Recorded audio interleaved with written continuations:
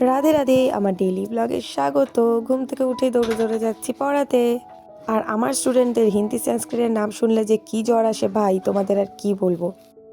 পড়িয়ে বেরিয়েই দেখি কালীবাড়ি স্কুলের সামনে ভিড়। হঠাৎ করে মনে পড়লো যে আজ থেকে তো এইচএস চালু হয়েছে। আচ্ছা তোমরা বলো তো এই বইটাতে কি কি লেখা আছে।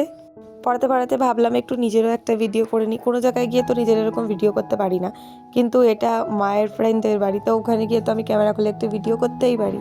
আন্টির বাড়ি থেকে বেরিয়ে চলে গেছি আবার আরেক জায়গায় পড়াতে। আর এখানে দেখো লিখছে আর কাটছে, লিখছে আর কাটছে, খুব দুষ্টু বাচ্চা। ওখান থেকে বেরিয়ে আবার যাচ্ছি কালীবাড়ির দিকেই পড়াতে। যাওয়ার সময় রাস্তাটায় কত ভিড় ছিল এইচএস এক্সামের জন্য, আর আসার সময় কত খালি দেখো। স্টুডেন্টের বাড়িতে ঢুকতেই স্টুডেন্ট আমাকে চকলেট দিল। চকলেট দিতে বয়ফ্রেন্ড দিক না দিক, স্টুডেন্ট তো দিল।